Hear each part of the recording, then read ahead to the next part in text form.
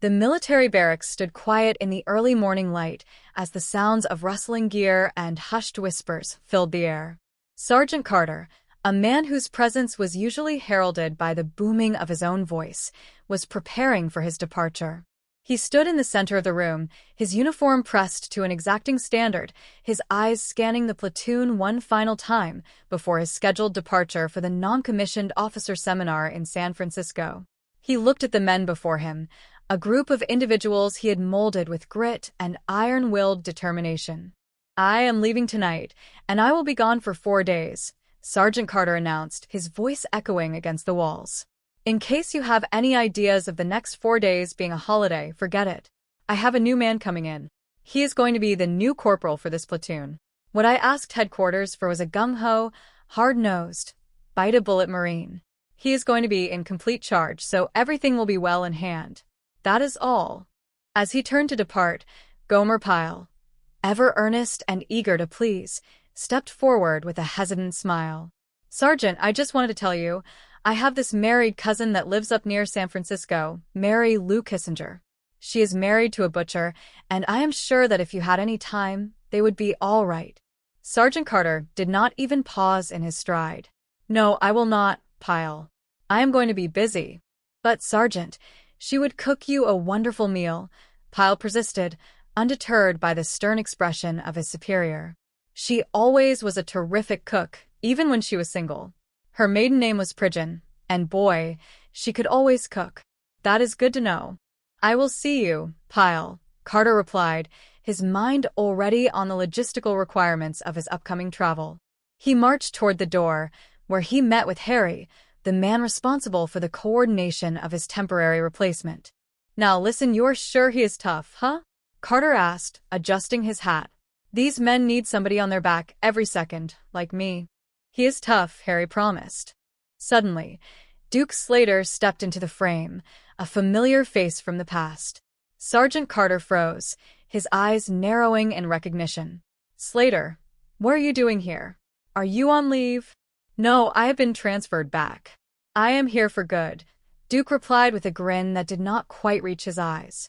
Carter turned to Harry, his face reddening with frustration.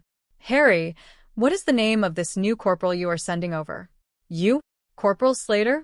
What is this, a gag? I know this guy. He used to be in my outfit."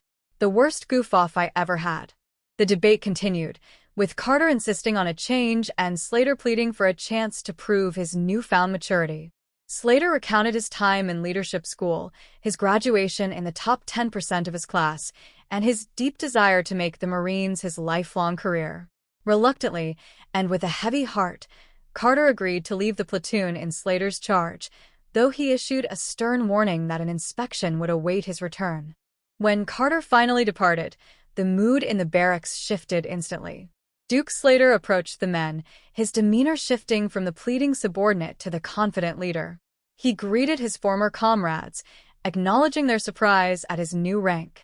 He attempted to maintain a strict military posture, but the familiarity of old friendships threatened to undermine his authority at every turn. "We are going to have a productive 4 days," Slater declared to the room. "I expect excellence in every task." The men, however, found it difficult to reconcile the serious corporal with the man they remembered as the company clown. They begged him for his famous impersonations, his uncanny ability to mimic Hollywood stars. Against his better judgment, Slater obliged, offering a brief performance of Clark Gable and Jimmy Cagney, which delighted the men and eased the initial tension. The following days were a whirlwind of activity. Slater, desperate to prove his capability, pushed the platoon harder than they had ever been pushed before. He demanded perfection in their calisthenics, their formation, and their daily drills. However, the intensity of his approach backfired. The men, unaccustomed to such rigid and unyielding leadership from someone they viewed as a peer, began to harbor resentment. Their morale plummeted, and by the end of the second day, a significant portion of the platoon had checked themselves into sick bay.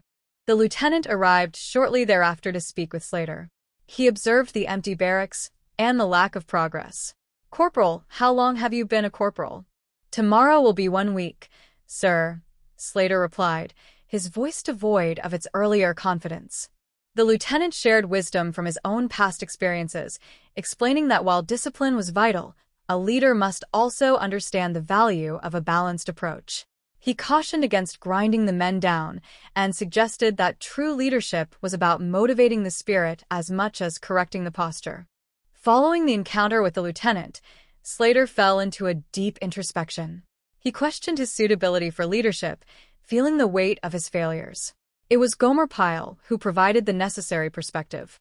He reminded Slater that he was a natural leader, someone people naturally gravitated toward, and that his mistake had been trying to emulate Sergeant Carter rather than being himself.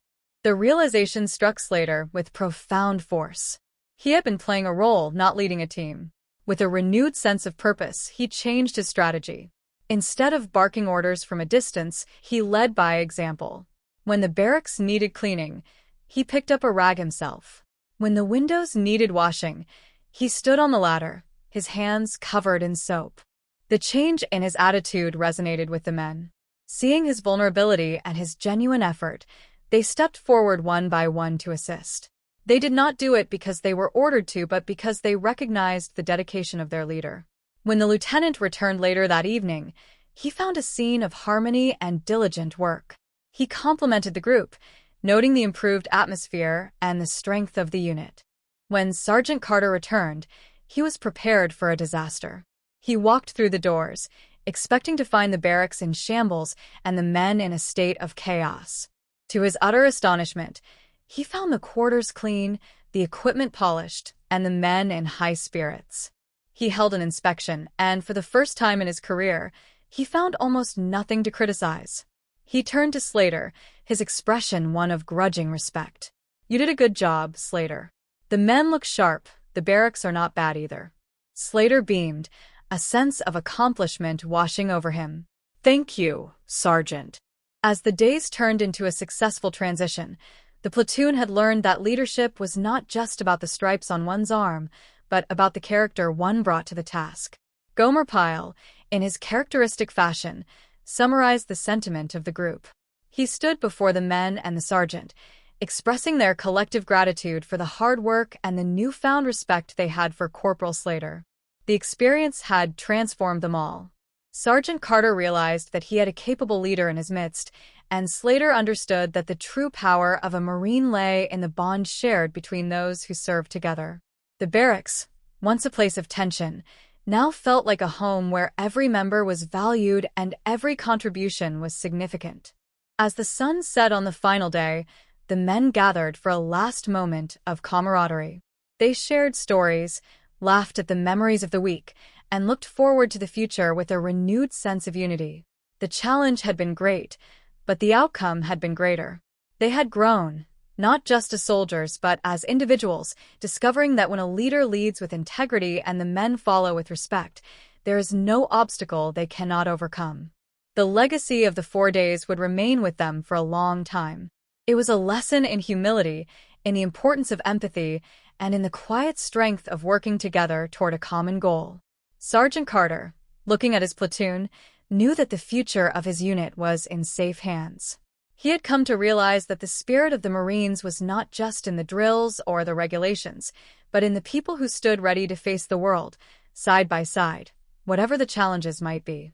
And so, the barracks settled into a peaceful silence, the lessons of the week etched into the hearts of everyone who lived there.